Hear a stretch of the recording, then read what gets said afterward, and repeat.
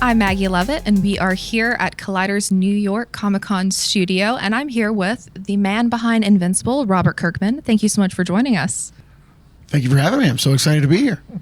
So let's just kick things straight off with Invincible. I want to know what you can tease about the upcoming season. What is the threat level of season 4? I think that Invincible is an escalating show. So if you saw the finale of season 3, we're definitely going to have to do something in season 4 to top that in some way.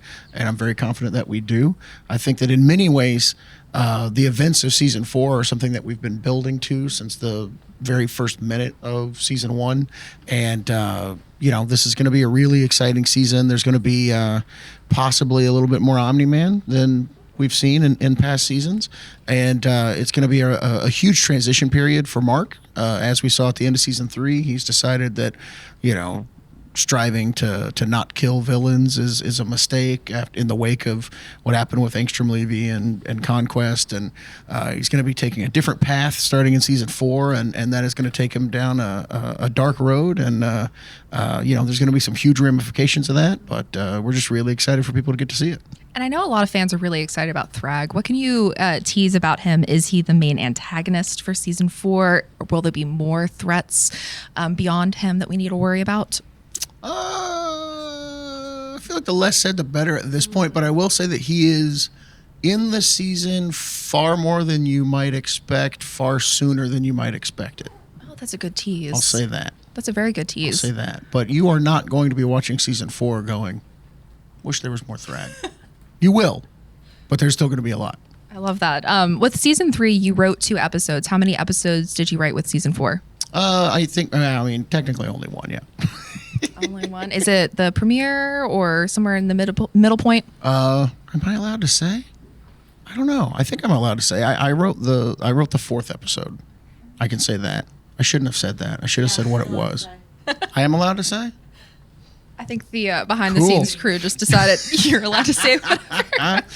It was a very special episode to me because it represents a new story that isn't from the comics, and so I wanted to tackle that. And then the whole season was so complicated that I was really just working with Simon Rasiopa to make sure all the beats landed and everything. And so, but yeah, we have a great writing staff that handled the specific stuff. But, Love a good writer's room.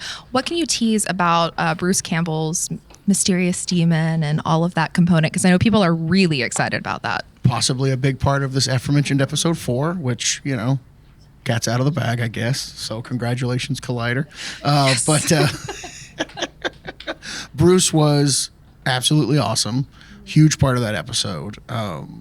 He's an icon in the industry, and I've known him for a while, and was really excited that he was able to come in and do that voice. And I don't know. I don't want to spoil too much, but there's some cool stuff in that episode, and it's definitely off the beaten path, a big sidestep for what you normally expect from an Invincible episode, which is really fun and exciting for me. So I hope fans really enjoy it. I'm sure they will. I know a lot of people are really excited for this at Collider. One of my coworkers made a really interesting point about how Invincible has done really well with some of the meta casting. You have obviously Jeffrey Dean Morgan having another face-off. You have Bruce Campbell becoming the Evil Dead. What kind of goes into some of these choices in the casting and making that work where, it does work, obviously, but making it more than just a cameo? I think that, it's really just the best role or the best actor for the role. Jeffrey Dean Morgan was the best Conquest. It was, he was absolutely perfect for that role. And I think that in the past, someone might have thought, well, it's going to be fourth wall breaky if it's Stephen Yeun versus Jeffrey Dean Morgan again, and it's going to maybe take people out of the story. But I feel like the media consuming public has become so savvy and so aware of so many behind the scenes things that go on in production that it's not really a concern anymore. And I think that in some way it's almost additive. We have a really crowded media landscape. There's 1,000 TV shows, 100 movies, streaming is exploded, what's available to us.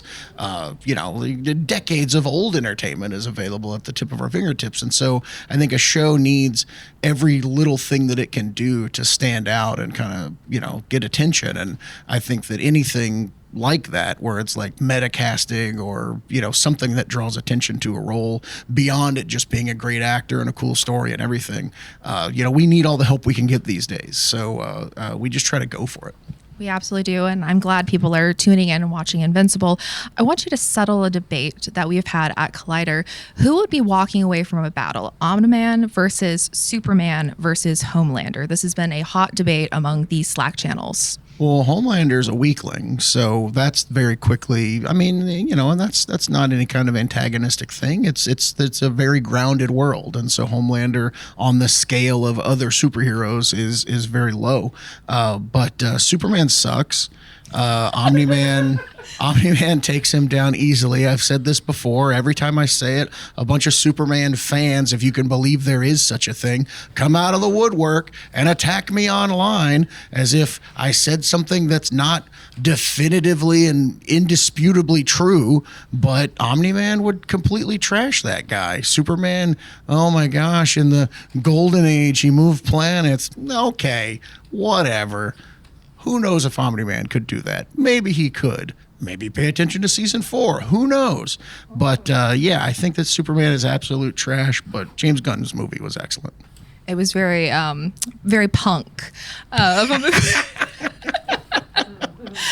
So she said dismissively. No, it was very punk. I loved it. I get what you were trying to say. It's okay. Collider does not endorse the James Gunn Superman. You heard it here first. That is not true. We can cut this.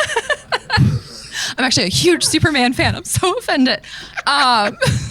Something we are doing here at Collider is the Collider Bracket Challenge here at New York Comic Con. Can't wait. And it is right here. It has been the MacGuffin behind us the entire time. So what we've been doing all weekend is having people move things along until we have a reigning victor of the best horror film of all time. So as you see here on this board, you have some folks to pick between. So this is the status of it right now? This is the status. These two okay, columns. so our guys on the edges here have been out. defeated. They've been eliminated. Yes. Okay. Sorry to Ghostface. Okay. So far I'm not hating this. This seems like it makes sense. I mean, does anyone spoil who they think is going to win the whole thing? Not yet. I mean, if you want to take a bet. It's a real toss-up between Jason Voorhees and Pinhead. I don't think anyone else is even a contender, to be completely honest. My Babadook loving heart is broken. Babadook's cool, but Jason Voorhees. You're right. And Pinhead, he's got all kinds of crazy hell powers and stuff. That's not, Quite the Hellraiser. Yeah, he's quite the Hellraiser. I like that. So I don't know if I got to pick one. I'm going to go Jason Voorhees versus Insidious guy. And does Insidious guy have a name? I can't remember. Is it Gabriel? No, that's Malignant. Is that Malignant? Let's say it's Gabriel. It's Gabriel. So okay. Jason's going to fight Gabriel, and Jason's definitely going to win. So if but Voorhees probably going to take the whole thing. So I'm definitely very bullish Voorhees going up. So if I'm moving anybody up, it's Voorhees. Okay. Would you like to do the honors? Yeah, sure. I wish my arm was longer. I know, right? Are these Velcro or are they just sticky? They're sticky, yeah. Hold on. This one didn't come with it. Pinhead and Pinhead, he's just dropped himself out of contention. He's like old Doug Bradley. He's like, thank you, Robert. This was fantastic. Hold on. He's not sticky. I'm just going to reapply this real quick. Invincible comes out in March, season 4. On Amazon Prime. We're all very excited. What day in March? I can't tell you that yet. Well, my birthday is March 17th, so if it can be like a birthday gift. There's only so many options, and if we stick to the same day of release, you literally have a 25% chance of picking the correct date. There you go. So I probably shouldn't have pointed that out. But, well, thank you, Robert, for joining us here at our studio at New York Comic Con. I'm not leaving. You're not leaving? Oh, okay. Keep rolling now.